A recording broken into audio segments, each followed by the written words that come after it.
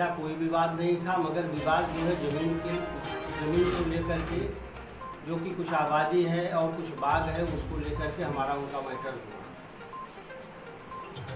उस दीवार के बगल में हमारा जो है पुराना आवास है, बैठका है, वहाँ पंचायत चल रही थी। पंचायत के बगल में ही दीवार थी। अब उन पंचायत चलते समय उनके घर से एक लड़का आया, धर्मेंद्र नाम का, और वो जो है शिवम पांडे हमारे लड़के को चाकू मारा। जीव चाकू मारा, ब्लड बहा, तो लोगों में भगदड़ हुई, और भगदड़ हुआ। कुछ लोग बच्चे को बचाने के लिए दौड़े और कुछ लोग जो है उनको पकड़ने के लिए दौड़े, और वो अपनी तरफ दौड़े, भागे अपने घर की तरफ, जिसके वजह से उसी समय उनकी दीवार में धक्का लगा। दीवार जर्जर है, पुरानी है, और बारिश हुई थी, दीवार भीगी हुई थी, गीली थी, जिसके वजह से उनके दीवार के कुछ ईंट गिर गए। रास्ते के संबंध में कहना चाहेंगे, वो रास्ता बहुत पुराना है। एक गांव का ही नहीं, कई गांव का आना जाना उस रास्ते से है। और वो रास्ता पहले खड़ंजा थी, आज पक्की भी हो चुकी है। और जिस रास्ते पर से हम लोग भी आते जाते, गांव के लोग भी आते जाते, गांव के लोग जानते भी हैं हम लोग एक शिक्षित है।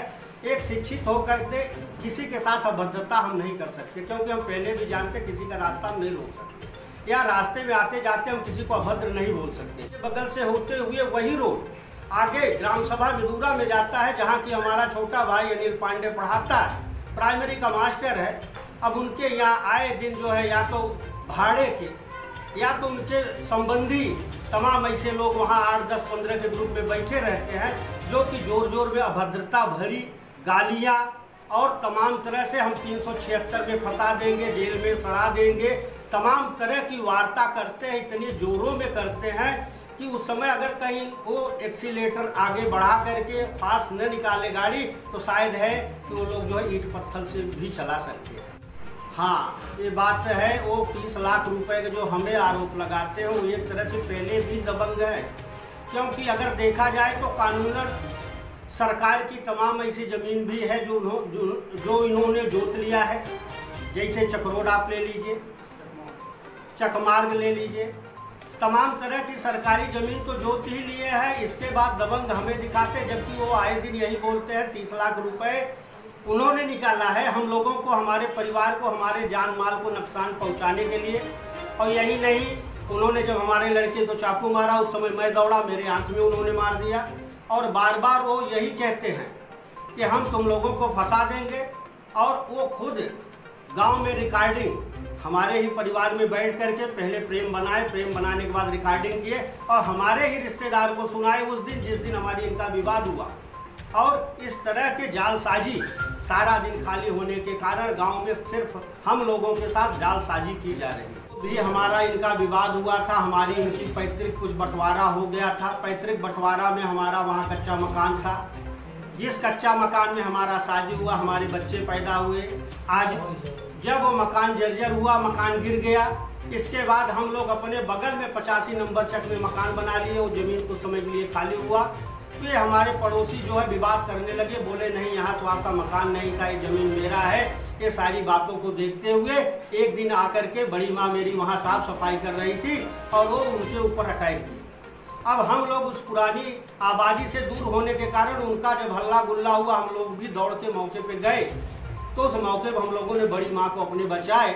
और इसके बाद उन्होंने ऐसा मारा है, मेडिकल भी उनका हुआ है, जगह जगह काले काले धब्बे, नीले धब्बे जैसे शरीर पे आ गए थे। अब मारपीट में एक मैं घायल हुआ, रामकृष्ण पांडे, श्री श्याम नारायण पांडे, और एक हमारा लड़का जिसको चाकू लगा, शिवम पांडे, रामकृष्ण पांडे। और उस लड़ाई में हमारे आंख में चोट आई, मेरे मुंह के अंदर चोट आई, हमारे लड़के को चाकू लगा। हमारे परिवार के तरफ से तमाम लोगों के हाथ उंगलियां ऐड देना, हाथ पे आंख पे मार देना, किसी का जो है अंडा से दौड़ के पकड़ लेना, तमाम ऐसी प्रक्रिया की गई।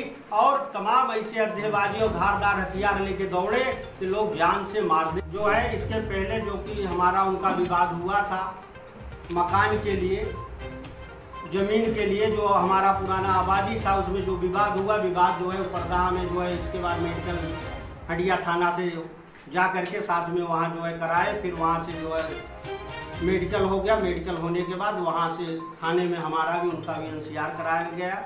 और जो भी पुलिस उस समय एनसीआर करना था, जो भी औपचारिकता था, उन्होंने पूरा किया है। सही बात यह है कि अगर कहीं देखा जाए, गांव में भी पता लगाया जाए, कानून में भी पता लगाया जाए, वैसे भी हमारे यहाँ ज़्यादातर गवर्नमेंट जॉब वाले हैं। हम जो है कुछ धंधा बिजनेस वाले व्यापारी हैं जो कि बाहर भी रहते हैं, गांव में भी आते जाते रहते हैं। अब पूरा दिन परिवार जो है हमारे जान माल का नुकसान होता है, तो इसके लिए जो है जो हमें बार बार मारने के लिए दौड़ा रहे हैं, बार बार हमें प्रताड़ित कर रहे हैं। सुपियारे, जय नारायण, शेषधर पांडे, राम पियारे, श्यामधर, शिव पियारे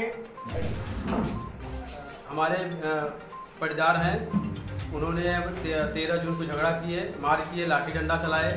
उसमें हमारे गोड़ में पैर में मारे, हमारा पैर टूट गया। और उसके बाद में फिर 6 सितंबर को पंचायत हो रही थी। पंचायत के बीच में आके चाकू मारे और हमारे ऊपर आरोप लगा रहे हैं कि 30 लाख रुपए का आरोप लगा रहे हैं। हम लोग दबंग हैं, मारने के लिए आरोप लगा रहे हैं, जबकि वो सरासर गलत है एकदम।